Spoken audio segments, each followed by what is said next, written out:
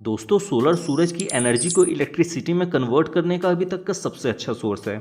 धरती पर पड़ने वाले सूरज की पूरी एनर्जी को अगर हम सोलर की मदद से बिजली बनाने में यूज़ करें तो हम बाकी सोर्सेज से जितनी बिजली बनाते हैं उससे 10,000 गुना बिजली हम सिर्फ सोलर की मदद से बना सकते हैं। तो आइए आज की इस वीडियो में 3D एनिमेशन की मदद से हम सोलर के पीछे की साइंस को समझते हैं कि आखिर ये सूरज की रोशनी से बिजली कैसे बनाते हैं।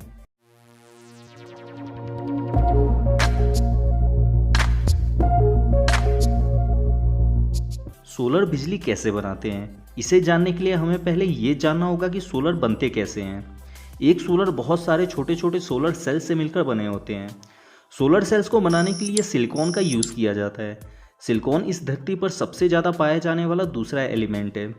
सिलिकॉन को रेत से बनाया जाता है। रेत से सिलिकॉन को बनाने के लिए इसे कार्बन के साथ प्यूरिफिकेशन के प्रोसेस से गुजारा जाता है, जिससे हमें शुद्ध सिलिकॉन क्रिस्टल्स प्राप्त होते हैं। इन सिलिकॉन क्रिस्टल्स के टुकड़ों को पतली पतली पट्टियों में काट लिया जाता है, जिन्हें सिलिकॉन वेपर्स कहते हैं।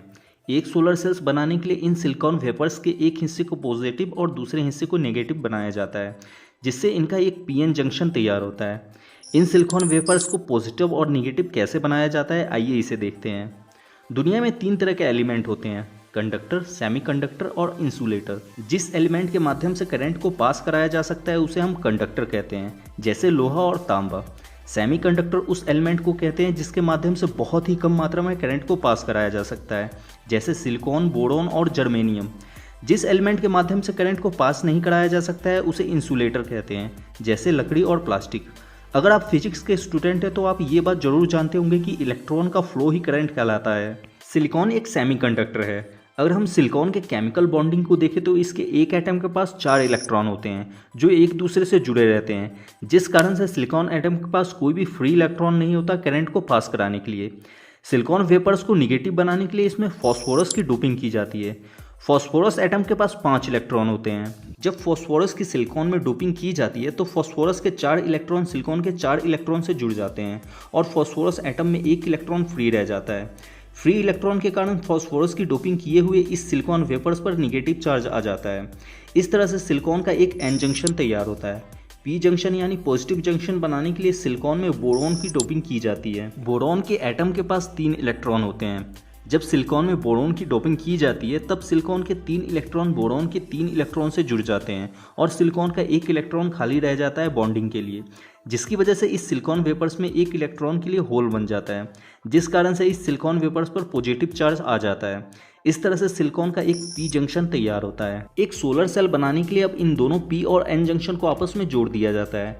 एन जंक्शन को ऊपर और पी जंक्शन को नीचे रखा जाता है। जब पी और एन जंक्शन को एक साथ मिलाया जाता है तब एन टाइप से कुछ इलेक्ट्रॉन निकलकर पी टाइप के होल को भर देते हैं, जिससे इनके बीच में एक डिफ्लेक्शन रीजन बन जाता है जो पी टाइप के इलेक्ट्रॉन को एन टाइप के होल तक नहीं जाने देता। जब इनके बीच कोई लोड जोड़ा जाता है तब इनका सर्किट पूरा हो जाता है और एन टाइप से इलेक्ट्रॉन निकलकर पी टाइप के होल को भर देते हैं। इस तरह के सोलर सेल्स को जब सनलाइट की फोटोन एनर्जी मिलती है तब कुछ बहुत ही इंटरेस्टिंग होता है। सनलाइट इस एन टाइप के सिलिकॉन वेपर्स को क्रॉस करके इस डिफ्लेक्शन रीजन पर पड़ता है, जिससे ये डिफ्लेक्शन रीजन इलेक्ट्रॉन और होल दोनों को जनरेट करने लगता है। अब हम इनके बीच में अगर कोई लोड जोड़ते हैं तब हमें डीसी करंट प्राप्त होता है। इस तरह से एक सोलर सेल बिजली बनाता है। सोलर सेल में एन टाइप के सिलिकॉन वेपर को थोड़ा पतला रखा जाता है और इसमें डोपिंग भी थोड़ी ज़्यादा की जाती है, और पी टाइप के सिलिकॉन वेपर को थोड़ा मोटा रखा जाता है, लेकिन इसमें डोपिंग थोड़ी कम की जाती है।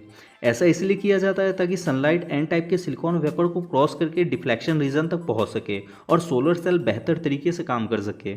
एक अकेला सोलर सेल सिर्फ 0.5 वोल्ट करंट ही देता है, जिससे हम सिर्फ कोई कैलकुलेटर या फिर कोई छोटी एलईडी बल्ब ही जला सकते हैं। अगर हमें कोई बड़ा डिवाइस चलाना है जैसे टीवी, फैन या किसी बैटरी को चार्ज करना है तो इसके लिए हमें एक बड़े सोलर की ज़रूरत पड़ेगी।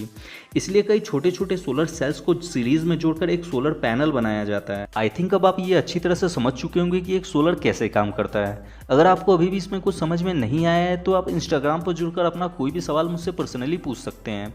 हमारे इंस्टाग्राम चैनल का लिंक नीचे डिस्क्रिप्शन में दिया गया है। वीडियो अच्छा लगा हो तो इसे लाइक कर दे, और इस वीडियो से रिलेटेड आपका कोई भी सवाल आए तो आप कमेंट में पूछ सकते हैं। और ऐसे ही साइंस और टेक्नोलॉजी की नॉलेज से हमेशा अपडेट रहने के लिए सब्सक्राइब करें द साइंस न्यूज़ को। Thanks for watching friends.